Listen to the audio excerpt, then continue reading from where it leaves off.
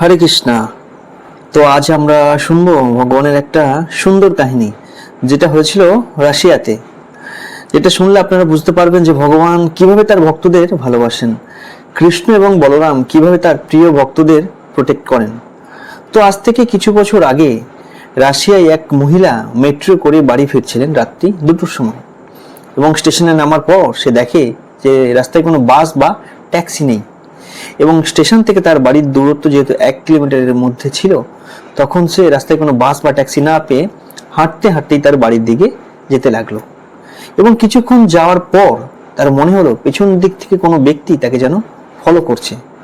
তো সেই জন্য সে আরো জোরে হাঁটতে লাগলো, এবং আরো কিছুটা যাওয়ার পর সে পেছন ফিরে তাকিয়ে দেখে ওই ব্যক্তি তার খুব কাছাকাছি চলে এসেছে। তখন সে সেই মুহূর্তে কৃষ্ণ এবং বলরামকে প্রে করতে লাগলেন এবং আরো জোরে হাঁটতে লাগলেন। এবং সে যখন তার বাড়ির কাছাকাছি চলে আসে, তখন সে পেছন ফিরে তাকিয়ে দেখে যে ওই ব্যক্তি তার পেছনে আর নেই, এবং সে তখন অনেকটা রিলিফ ফিল করে এবং সে বাড়িতে চলে যায়। ঘটনা এখানেই শেষ না। তার ঠিক 2 দিন পর ওই মহিলা যখন নিউজ পেপার পড়ছিলেন, তখন দেখেন যে ওই দিন ওই রাস্তায় ওই সময় এক মহিলা রেপ হয়ে যান, এবং পরবর্তীকালে জানা যায় যে তাকে যেই ব্যক্তি ফলো করছিল, পুলিশের সাসপেক্টের তালিকায় ওই ব্যক্তিও রয়েছেন। এবং তখন সে ভাবতে লাগলো যে ওই ব্যক্তি তো তাকে ফলো করছিলেন, তো তার সাথেও তো ওই বাজে কাজটা হতে পারত।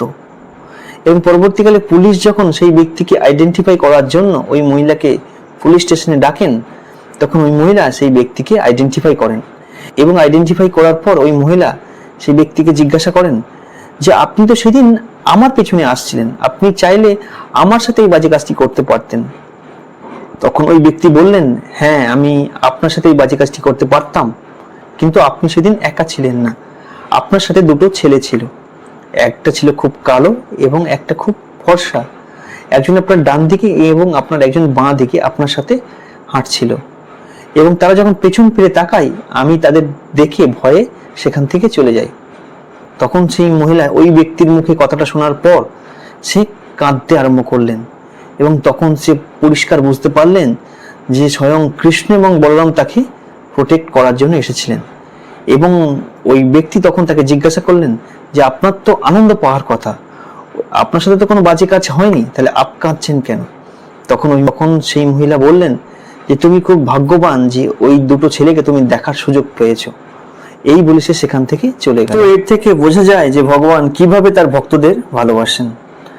ভগবান আমাদের নিজের অজান্তেই কিভাবে আমাদের প্রোটেক্ট করে চলেছেন। তো তাই ভগবানের এরকম সুন্দর কাহিনী সবার মধ্যে শেয়ার করুন। হরে কৃষ্ণা।